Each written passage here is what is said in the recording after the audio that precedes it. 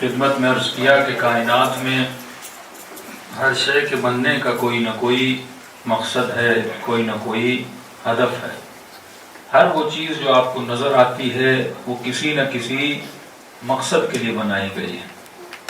وہ آپ کو مائک نظر آئے، گلاس نظر آئے، کیمرہ نظر آئے، دیواریں نظر آئیں، بادل نظر آئیں، سورج نظر آئے، ہر وہ شے جو آپ دیکھتے ہو وہ فضول نہیں ہے، اس کے بننے کا کوئی نہ کوئی مقصد ہے۔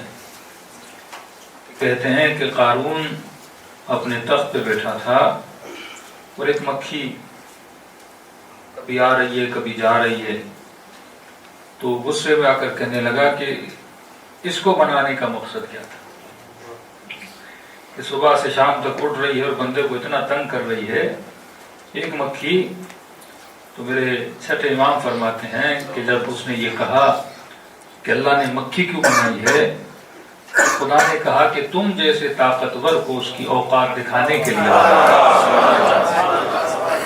کہ انسان کبھی اتنے گھمنڈ میں آتا ہے کہ سمجھتا ہے پتہ نہیں میرے پاس کتنا پاور ہے، کتنا مال ہے، کتنی طاقت ہے، تو خدا کہتا ہے ایک مکھی کو تو نہیں پکڑ سکتا۔ ایک مکھی انسان کو اتنا پریشان کرتی ہے، اسے اپنی اوقات یاد دلا دیتی ہے کہ کبھی اپنی طاقت پہ اور اپنے پاور پہ گھمنڈ نہ کیا کر۔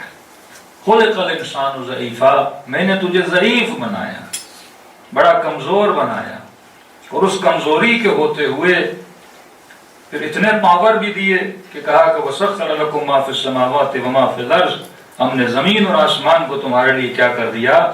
مسخر کر دیا۔ تو جب تک انسان اپنی حقیقت کو نہ پہچانے، جب تک اسے اپنے ہدف کا پتہ نہ ہو، جب تک اسے اپنے مقصد کا پتہ نہ ہو کہ واقعاً میں دنیا میں آیا کیوں، کیونکہ معصوم فرماتے ہیں ہر انسان کی قیمت وہی ہے جتنا وہ خود کو سمجھتا ہے۔ کوئی آپ کی قیمت نہیں لگاتا، آپ اپنی قیمت خود لگاتے ہو۔ کوئی خود کو جنت کے بدلے میں بیچتا ہے، کوئی خود کو جہنم کے بدلے میں بیچتا ہے، کوئی $1,00,000 میں بک جاتا ہے، کوئی $100 میں بک جاتا ہے۔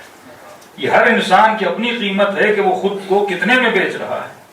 تو قیمت آپ نے لگانی ہے، خریدار آپ کا خداوند متعال ہے۔ شب ہجرت علی بن ابی طالب کی رضاؤں کو کس نے خریدا؟ پروردگار عالم نے خریدا۔ تو جب خریدار خدا جیسا ہو تو علی بھی خود کو بیچ دیتا ہے۔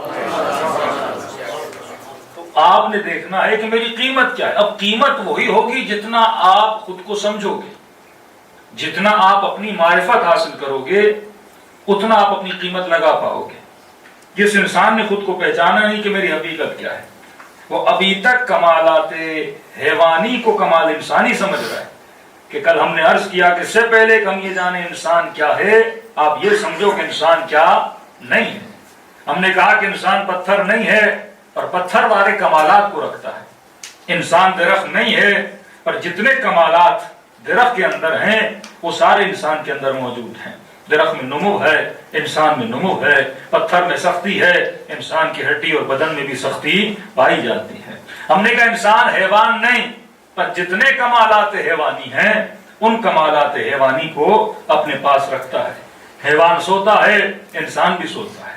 حیوان چلتا ہے، انسان بھی چلتا ہے۔ حیوان بھی صبح سے شام تک محنت کرے، انسان بھی صبح سے شام تک محنت کرے۔ انسان بھی بچے پیدا کرے، انسان بھی بچے پیدا کرے۔ حیوان کے اندر بھی شہوت ہے، انسان کے اندر بھی شہوت ہے۔ لیکن کہیں اس گفتگو سے شاید آپ کے ذہن میں یہ فکر پیدا ہو جائے تو مولانا کیا پھر صبح سے شام تک کھانا پینا کمانا اولاد کو پیدا کرنا، جب یہ سارے کام حیوانی ہو گئے اس میں کوئی فضیلت انسانی نہیں ہے؟ آپ کے ہر کام میں دو بعد ہیں، دو سائیڈز ہیں۔ ایک سائیڈ دیکھو گے وہ کام حیوانی ہے، دوسری سائیڈ سے کیونکہ انسان کر رہا ہے وہ کام انسانی بھی ہے۔ اب اس کا اجر کیسے ملے گا؟ مثلا ایڈیسون نے بجلی بنائی، انسان کی خدمت کی۔ کئی ایسے لوگ ہیں، کوئی ڈاکٹر بنا، ڈاکٹر بننے کے بعد لاکھوں انسانوں کی شاید جانیں بچا رہا ہے، تو کیا پروردگار عالم اسے اجر نہیں دے گا؟ اجر اسے دے گا، پر اجر حیوانی دے گا، اجر انسانی نہیں دے گا۔ اس نے مثلا بجلی بنائی، لائٹ بنائی، جہاز بنایا، گاڑیاں بنائی، خدمت خلق تو کر رہا ہے۔ ایک ہی کام کے دو اجر ہو سکتے ہیں۔ اجر اپنی جگہ پہ حیوانی کام کا خدمت کے لیے کیا تھا، اس کا اجر بھی اللہ کے ہاں کیا ہے؟ محفوظ ہے۔ لیکن اگر اس کام کو صحیح سمت میں کرے، صحیح ٹارگٹ لے کر کرے تو وہی کام اس کا اجر انسانی بن جاتا ہے۔ مثلا شہوت حیوان میں بھی ہے، شہوت انسان میں بھی ہے۔ حیوان بھی بچے پیدا کرتا ہے، انسان بھی بچے پیدا کرتا ہے۔ اب یہ صرف شہوت حاصل کر کے اولاد کو پیدا کرے، جس طرح کئی لوگ جنگلوں میں اولادوں کو پیدا کر رہے ہیں، بغیر معرفت کے نسل بڑھا رہے ہیں، اب نسل اس کی بھی بڑھ رہی ہے، نسل ایک بھینس اور بکری کی بھی بڑھ رہی ہے۔ کام تو حیوانی ہے، لیکن اگر اس کی سمت، اگر اس کی جہت، اگر اس کی ڈائریکشن صحیح ہو جائے تو وہی کام میں خدا اس کو اجر انسانی عطا کر دیتا ہے۔ اجر انسانی کب ملتا ہے؟ جب آپ کو پتا ہو کہ میں نسل کیوں بڑھا رہا ہوں، جب آپ کو پتا ہو میں کمانے کیوں جا رہا ہوں۔ اگر کمانا صرف کمانے کے لیے ہو، اگر مال صرف مال کے لیے ہو تو اس کا کوئی اجر نہیں ہے، لیکن اگر یہ مال، حصول مال، رزق حلال اس لیے ہو کہ میں خدمت خلق کروں اور آخرت میں کوئی اجر پاؤں، یعنی میری نگاہ کہاں پر ہو؟ آخرت پر ہو، تو یہ کام حیوانیت سے نکل کے انسانی کام میں بدل جاتا ہے۔ میں تھوڑی سی مثال دوں تاکہ آپ کو سمجھ میں آ جائے۔ مثلا آپ لوانڈوں میں بیٹھے ہیں، یہاں سے کوئی کسی اور شہر آپ چلے جائیں، پیدل سفر کر کے چلے جائیں، تو پیدل تو حیوان بھی چلتے ہیں، پیدل تو کئی بلیاں بھی چلتی ہیں، اور آپ مثلا 10 کلومیٹر پیدل چلے جائیں۔ یہ پیدل چلنا ایک حیوانی کام ہے، اس کا کوئی اجر نہیں ہے۔ لیکن آپ تصور کریں آپ نجف سے کربلا پیدل جائیں، وہی پیدل چلنا ہے، وہی قدم ہے، وہی محنت ہے، وہی گرمی ہے، لیکن اس پیدل چلنے پر خدا کیا دیتا ہے؟ اجر دیتا ہے، کیونکہ تم نے اسے کیا دیا ہے؟ ایک ڈائریکشن دی ہے۔ انہی حیوانی کاموں کو اگر ڈائریکشن دی جائے یہ انسانی بن جاتے ہیں، اور خدا اسے کیا کرتا ہے؟ اجر عطا کرتا ہے۔ تو ہم نے کہا کہ انسان میں کمال حیوانی موجود ہے، لیکن وہ مقصد انسانیت کے لیے نہیں تھا۔ مقصد انسان یہ تھا کہ ہم یہ دیکھیں کہ ایسی کون سی چیز ہے جو صرف میرے پاس ہے اور حیوان کے پاس نہیں ہے۔ یہ چلنا پھرنا، گھومنا پھرنا، یہ سب کچھ حیوان کے پاس ہے۔ تو ہم نے کہا ایک چیز خدا نے انسان کو دی ہے کہ انسان لامحدود تربیت پانے کی صلاحیت رکھتا ہے، لامحدود علم حاصل کرنے کی صلاحیت رکھتا ہے۔ یہ صلاحیت حیوان کے اندر نہیں ہے۔ دنیا میں کوئی ایسا اسکول آپ نہیں دکھا سکتے جو اینیملز کے لیے بنا ہو، دنیا میں کوئی ایسی یونیورسٹی نہیں دکھا سکتے جو حیوانوں کے لیے بنی ہو۔